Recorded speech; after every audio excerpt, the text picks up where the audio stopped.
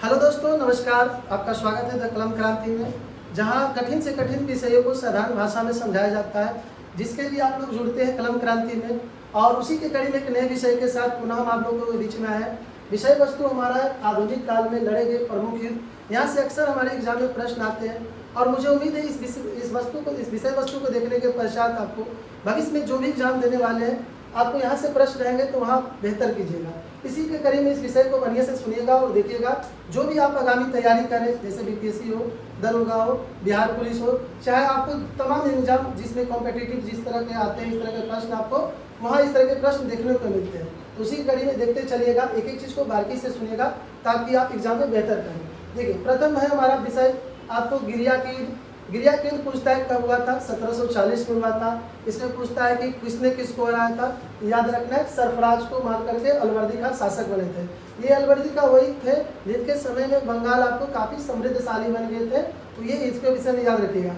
एक कभी कभी इनसे विषय में प्रश्न भी बन जाता है कि कौन सा बंगाल के शासक था या किसका ये कहना था कि अंग्रेजों के विषय में कि अंग्रेज एक मधुमक्खी की तरह है, जिनको आप नहीं छेड़े या नहीं परेशान करिएगा तो वो आपको शहद देंगे, लेकिन अगर आप उनको परेशान कीजिएगा तो वो काट काट कर आपको मार डालेंगे। तो याद रखिएगा, ये का नाम आपका अलवर्दी खां का था। तो ये थोड़ा सा ध्यान रखिएगा। प्रथम कर्नाटक युद्ध 1746 से लेकर 48 के दौरान हुआ था।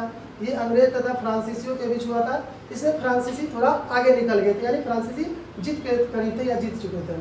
इसके तहत एक संधि होती है, उसका नाम एला सेप्ला की संधि थी। प्रश्न बनता है कि किस युद्ध के दौरान एला सेप्ला की संधि हुई थी, तो आप बताइएगा प्रथम कर्नाटक युद्ध के दौरान। और कब हुआ था? 1746 से 48 के दौरान। ठीक है। दूसरा देखिएगा, दूसरा कर्नाटक का युद्ध अंग्रेज तथा, जितना कर्नाटक युद्ध पढ़िएगा 3 कर्नाटक युद्ध पढ़ना है आपको, जिसमें प्रथम कर्नाटक युद्ध 1746 से 48, दूसरा 1749 से 56 कहीं लेता है, 54 भी लेता है, याद रखिएगा। और उसी तीसरा 1756 से 63 होगा, जिसे पेरिस के संधि हुआ था, जो आप लोगों को पता है। उसी को आप लोग सप्तवर्षीय युद्ध के नाम से जानते हैं, लेकिन मुख्य रूप से आप 2 को याद रखिएगा, काफ़ी है। ठीक है। तो दूसरा कर्नाटक युद्ध आपको अंग्रेज और फ्रांसीसी के बीच हुआ था। इसमें भी फ्रांसीसी अंग्रेज थोड़ा बराबर में टक्कर दिए थे। और इस दूसरे कर्नाटक युद्ध के दौरान आपको खत्म होने के बाद पुडुचेरी की संधि हुई थी। आइए प्रश्न बनता है कि पुडुचेरी की संधि कब हुई थी, तो 1755। इसको भी याद रखिएगा। ऑप्शन के अकॉर्डिंग 54 है तो भी सही है, लेकिन 55 मुख्य रूप से आगे रखिएगा। अंबुर का युद्ध या अंबर का युद्ध, दरोगा में प्रीवियस किसी एग्जाम में पूछा होगा कि अंबुर, उसी के कभी कभी लिख देता है अंबर का युद्ध। तो अंबुर का बोले या अंबर का युद्ध बोले तो 1749 में हुआ था। इसमें फ्रेंच यानी फ्रांसीसी थे और भारत के एक महान राजा थे स्थानीय, उनके बीच हुआ था, जिसमें फ्रेंच बढ़ गए थे यानी जीत गए थे। आगे देखिएगा प्लासी का युद्ध। प्लासी का युद्ध काफ़ी हमारे इतिहास की दृष्टि से भी काफ़ी महत्वपूर्ण है। ये प्लासी का युद्ध वही युद्ध है जिसमें आपको अंग्रेजों को भारत में ये सिद्ध कर दिए थे कि भविष्य में उनके अलावा भारत में कोई शासक नहीं दिखेंगे। मतलब वो इनको एहसास करा दिया था प्लासी के युद्ध ने कि आपको भविष्य में वो ही राजा बन सकते हैं। ठीक है। तो अगर पूछेगा कौन सा युद्ध था जिसको अंग्रेजों को ये अनुभूति करा दिया भारत में कि वो भविष्य में भारत में शासन करने के योग्य है, तो ये प्लासी का युद्ध। प्लासी का युद्ध पूछता है किसके बीच हुआ था, तो याद रखना है अंग्रेज और सिराजदौला के बीच हुआ था। सिराजदौला काफ़ी पावरफुल राजा थे, लेकिन अपने ही सेनापति मिर्जाफर के धोखाधड़ी के कारण इनका अंत होता है। ठीक है। तो याद रखना प्लासी का युद्ध कब हुआ था, इसकी तारीख भी महत्वपूर्ण है। 23 जून 1757 के दौरान हुआ था प्लासी का युद्ध। आगे सुनिएगा, शक्कर खेरा, इसी को कहीं कहीं शंकर खेरा भी देता है। दोनों थोड़ा सा नाम का ही थोड़ा अंतर है, लेकिन एक ही है। शक्कर खेरा बोले या शंकर खेरा बोले, दोनों आपका एक ही है। आपको 11 अक्टूबर 1724 को हुआ था। इसमें डेट भी आपको इम्पोर्टेंट है, क्योंकि आपको मंथ दे करके या डेट देकर भी प्रश्न बनते हैं। इसका मैंने देखा, इसलिए हम लोग सोचे कि इसको मेंशन कर देते हैं ताकि आपके एग्जाम में तो गलत ना हो। तो शक्कर खेरा या शंकर खेरा बोले तो 11 अक्टूबर 1724 आपको ध्यान रखना है। ठीक है। खेरा का युद्ध देखिएगा, खेरा का युद्ध हुआ था 1707 के ईस्वी में हुआ था। इसमें ताराबाई और साहू। प्रश्न कभी कभी बनता है कि कौन सा मराठा शासिका थी, एक महत्वाकांक्षी जिसने मराठा साम्राज्य को एक चरमोत्कर्ष पर ले जाने का प्रयास किया। तो आप याद रखिए ताराबाई। ताराबाई वही है जो आपको राजा राम की पत्नी हुई और एक समानांतर सरकार के दौरान ये शासन की थी। जब साहू आपको शासक बने थे तो ये वहाँ से हटकर कहीं और शासन करने लगी थी। इस बात को भी ध्यान देना है। ठीक है। तो खेरा का युद्ध हुआ था 1707 में ताराबाई और साहू के बीच में, और साहू का इसमें विजय हुआ था। इसमें थोड़ा सा याद रखना है कि किसमें कौन जीता, साहू। और ताराबाई हार गए और ताराबाई वहाँ से हारने के पश्चात कहीं जाकर के शासन करने लगे। आगे देखिएगा वेदरा का युद्ध। वेदरा का युद्ध देखिए, एक तो इसको ध्यान रखिए ना, खेरा का युद्ध 1707। एक बनता है पाल खेरा। पाल खेरा भी याद रखिएगा 1728 में हुआ था, ये भी थोड़ा सा प्रश्न पे ध्यान दीजिए। खेरा 1707, पाल खेरा 1728, शंकर खेरा 11 अक्टूबर 1724, यानी 3 वो खेरा खेरा है, कन्फ्यूजन नहीं करना है।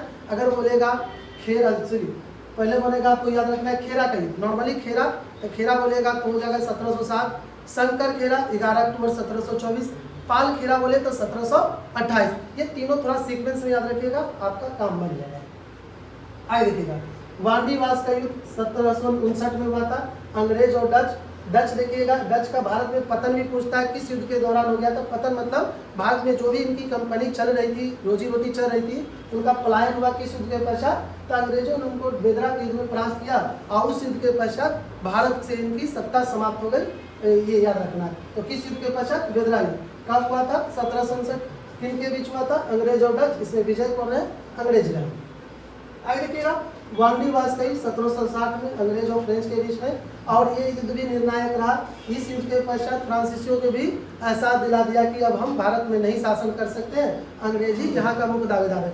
जो कभी 1760 से पहले फ्रांस और अंग्रेज के मतलब इंग्लैंड के बीच में काफ़ी प्रतिद्वंदी चलता था, दोनों एक दूसरे के काफ़ी हाई लेवल के कॉम्पिटिटर हुआ करते थे और दोनों दुनिया में बहुत अच्छे स्थान रखते थे उस समय। लेकिन समय के अनुसार इनकी आधुनिक सैन्य व्यवस्था काफ़ी मजबूत होती चली गई, जिसके कारण वे पूरे आधी दुनिया पर शासन किए। तो इन्होंने अपनी सैन्य व्यवस्था को अच्छा किया अंग्रेजों ने, और आगे चल करके काफ़ी सारे विजय भी प्राप्त किए। उसी में आपको वांडीवास का युद्ध जो भारत में लगाया गया था 1760 के दौरान अंग्रेज और फ्रेंच यानी फ्रांस के बीच में, जिसमें अंग्रेज का विजय रहा। आगे सुनिएगा पानीपत का तीसरा युद्ध। पानीपत के ऐसे तो हम लोग पढ़ रहे हैं आधुनिक काल का युद्ध, लेकिन अगर आप पानीपत से रिलेटेड आया है तो थोड़ा सा सुन लीजिएगा। पानीपत का 3 युद्ध भारत में लड़े गए थे।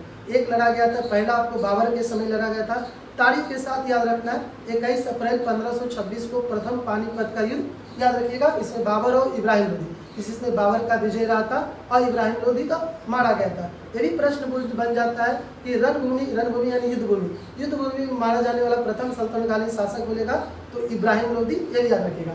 दूसरा पानीपत का भी याद रख सकते हैं 5 नवंबर आपको 1556 को, कहीं कहीं ये डेट आपको 6 नवंबर भी देती है, लेकिन याद रखना 5-6 नवंबर 1556 को अकबर और हेमू के बीच हुआ था, और हेमू की परास्त हुआ था, अकबर विजय रहा था। और तीसरा आपको याद रखना है 1761 में हुआ था, मराठा और अंग्रेज के बीच में, और ये अंग्रेज इसमें विजय रहे थे, ये थोड़ा सा ध्यान रखना है। आगे देखिए बक्सर का युद्ध, अभी हमने आपको चर्चा किया था प्लासी के युद्ध। प्लासी के युद्ध ने अंग्रेजों को आपको एहसास दिला दिया कि भारत में आगे हम शासन करेंगे, और बक्सर के युद्ध ने साबित कर दिया उन्हें कि मेरे अलावा कोई भारत में अब दूसरा शासक नहीं हो सकता है, चाहे वो भूत हो चाहे भविष्य हो, इस सब नहीं सोचना है। अब भविष्य में जो भी शासक बनेगा वो अंग्रेज ही रहेंगे, ऐसा अनुभूति आपको बक्सर के युद्ध ने करवा दिया था। इससे पहले प्लासी उसको अनुभूति दिया कि अब शायद हम भारत में शासन बड़े स्तर पर करेंगे, लेकिन बक्सर साबित कर दिया मेरे अलावा कोई नहीं। कारण इसके पीछे क्या था कि जो भी भारत में बड़े बड़े शक्ति थे, जैसे आपको बंगाल के शासक आपको मीर कासिम, जो बंगाल उस समय आपको काफ़ी महत्व रखता था, वो हो गया। अवध भी काफ़ी आपको महत्व रखता था यहाँ, वो वहाँ के शासक शुजा-उद-दौला, और आपको मुगल शासक जो भारत की सत्ता को लंबे समय तक चलाए थे, उनको भी सहानंदित को भी, तीनों को संयुक्त रूप से ये परास्त किए, और इससे ये सिद्ध हो गया कि मेरे अलावा भारत में कोई शासन नहीं करेगा। तो यहीं से इनका विजय अभियान पूरी तरह से भारत में चलने लगा। तो याद रखिएगा बक्सर का युद्ध, बक्सर 22 अक्टूबर 1764, इसमें तारीख के साथ पूछता है, इसमें ध्यान रखना। प्रथम आंग्ल मैसूर युद्ध देखिएगा 1767 से 69 के बीच हुआ था। प्रथम आंग्ल मैसूर युद्ध पूछेगा तो 1767-69, इसमें प्रश्न बनता है इसमें किसकी विजय हुआ था, याद रखिएगा हैदर अली जीते थे और अंग्रेजों की हार हुई थी। तो प्रथम आंग्ल मैसूर युद्ध 1767 से 69। देखिए आगे इसमें आपको एक पूछा गया, कहीं पर लगता है कि क्वेश्चन पूछा तो इसलिए हम इसको लिखवाए हैं। मीरनपुर कटरा युद्ध 1774 में हुआ था। थोड़ा ध्यान रख सकते हैं, ये भी थोड़ा यूनिक प्रश्न है, लेकिन ध्यान रखिएगा मीरनपुर कटरा युद्ध 1774। आगे देखिएगा इस कड़ी में और बढ़ते हैं हम लोग धीरे धीरे। प्रथम आंग्ल मराठा युद्ध 1775 से 82 के दौरान चला था अंग्रेजों और मराठों के बीच में। इसमें अंग्रेज आपका विजय रहे थे, मराठा इसमें भी सुस्त पड़ गए। आगे देखिएगा द्वितीय आंग्ल मैसूर युद्ध बोलेगा, प्रथम अभी पढ़े 1767 से 69, दूसरा आंग्ल मैसूर युद्ध हुआ था 1780 से शुरू हुआ था, 1784 तक चला था। इसमें आपको हैदर अली शुरुआत में शासक था, जिनका आपको 1782 के दौरान मृत्यु हो गया था, मतलब लड़ते हुए मारे गए। तो 1782 में उनका पुत्र आपका टीपू सुल्तान थे, वे शासक बने और 2 साल और आगे युद्ध को खींचे, लेकिन उनकी भी परास्त हुई और एक संधि हुई जो आगे चलकर बहुत सारा इनमें फेरबदल हुआ। तो देखिएगा दूसरा आंग्ल मैसूर युद्ध बोले तो 1780 से 84 हैदर अली और अंग्रेजों के बीच में, लेकिन हैदर अली 1782 में मारे गए थे। हाँ, एक प्रश्न ये भी बनता है कि आपको पोर्टोनोवा के युद्ध के नाम से किस युद्ध को जानते हैं? तो याद रखिएगा पोर्टोनोवा के युद्ध हमको द्वितीय आंग्ल मैसूर युद्ध को ही पोर्टोनोवा के युद्ध कहते हैं, ठीक है, थोड़ा सा ध्यान रखिएगा इसका। तृतीय आंग्ल मैसूर युद्ध यानी तीसरा आंग्ल मैसूर युद्ध, 3 वो आंग्ल मैसूर युद्ध हुए थे। पहला 67 से 69 पर है, दूसरा 1780 से 84, तीसरा हम लोग 1790 से 92 पढ़ेंगे। ये 1790 से 92 जब ये आपका टीपू सुल्तान अंग्रेजों के बीच हुआ था, जिससे टीपू सुल्तान पूरी तरह से परास्त हुए। उस दौरान आपको टीपू सुल्तान को अपने आधा जागीर, अपना आधा क्षेत्र दे देना पड़ा। उनके जो पुत्र थे उनको भी अंग्रेजों की सेवा के लिए भेज दिया गया था। और चतुर्थ आंग्ल मैसूर बोलेगा 1799 में हुआ था, वो आपको मैसूर का अंतिम युद्ध था, टीपू सुल्तान का जीते जी अंतिम अभियान था वो। उसी युद्ध के पश्चात आपको टीपू सुल्तान का मृत्यु हो जाता है। इस प्रकार आपको मैसूर वंश का समाप्ति हो जाएगा, मतलब टीपू सुल्तान वंश का समाप्ति। आगे देखिएगा, दूसरा देखिएगा द्वितीय आंग्ल मराठा युद्ध 1803 से 5 में हुआ था। याद रखिएगा द्वितीय आंग्ल मराठा युद्ध 1803 से 5 के बीच में चला था, जिसमें आपको मराठा ये आंग्ल यानी अंग्रेज ही जीते थे। आगे देखिएगा आंग्ल नेपाल युद्ध 1814 से 16, इसमें देखिएगा आंग्ल नेपाल यानी नेपाल और भारत अंग्रेजों के बीच चला था। आपको उनकी सीमा लेकर के विवाद कुछ हुआ था कि उनका क्या नाम था कि ये चीज़ मेरा है, मतलब भारतीय कुछ हिस्सा को वो लोग अपना बता रहे थे। एक ये भी याद रखिएगा नेपाल एकमात्र देश है जिसके अंदर में ही मतलब बाउंड्री सटा हुआ अंग्रेजों को आता था, लेकिन नेपाल को कभी अंग्रेजों ने फतह नहीं किया था। ये थोड़ा सा ध्यान रखिएगा कि अंग्रेजों ने नेपाल को कभी जीता नहीं, ठीक है। तो याद रखिएगा 1816 में आंग्ल नेपाल युद्ध हुआ था। उस दौरान एक सुगौली की संधि हुआ था, इसको भी ध्यान रखना। सुगौली की संधि पूछता है किसके बीच हुआ है, तो अंग्रेजों और गोरखा बोले या बोले अमर सिंह थापा वहाँ के राजा हुआ करते थे, उनको परास्त किए हुए चाहे कुछ होगा ऐसा कंडीशन, जो संधि करने पर राजी हुए। उस दौरान इन्होंने तय किया कि जो नेपाल से काली नदी का जो क्षेत्र पड़ता है उसी को इन्होंने सीमा बना लिया, ठीक है। तो याद रखिएगा सुगौली की संधि प्रथम आंग्ल नेपाल युद्ध के दौरान 1816 में हुआ था। किसके बीच हुआ था, तो याद रखना अंग्रेजों और अमर सिंह थापा। अमर सिंह थापा नहीं है तो आपको ये याद रखना गोरखाओं के बीच में। आगे देखिएगा तृतीय आंग्ल मराठा युद्ध 1816 से 19। तृतीय आंग्ल मराठा युद्ध के पश्चात ही आपको पूरी तरह से भारत में मराठाओं का नामो निशान खत्म हो गया, ठीक है। तो आगे देखिए तृतीय आंग्ल मराठा युद्ध के पश्चात एक बार पूछ गया था किरकी का युद्ध कब हुआ था। किरकी का युद्ध 1817 में हुआ था, अंग्रेज और बाजीराव द्वितीय के बीच। इसमें भी बाजीराव द्वितीय हारी हुए थे। अष्टी का युद्ध और कोरेगांव की संधि भी पूछता है, तो अष्टी का युद्ध याद रखना है 1818 के बीच हुआ था, अंग्रेज और मराठों के बीच में। प्रथम आंग्ल बर्मा युद्ध 1824 से 26 के बीच में हुआ था। इस दौरान पूछा जाता है प्रथम आंग्ल बर्मा युद्ध के दौरान कौन सी संधि हुई थी, तो यांडगो की संधि हुई थी। ये थोड़ा सा ध्यान रखिएगा। चलते चलिएगा आगे। प्रथम आंग्ल अफगान युद्ध 1839 से 42 के दौरान हुआ था। किन के बीच हुआ था, तो आपको याद रखिए अफगानों और ये अंग्रेजों के बीच हुआ था। मुख्य रूप से ऑकलैंड आपका उस समय आपको भारत का गवर्नर जनरल थे, उस समय ये गवर्नर जनरल का नाम भी पूछता है, याद रखिएगा, ठीक है।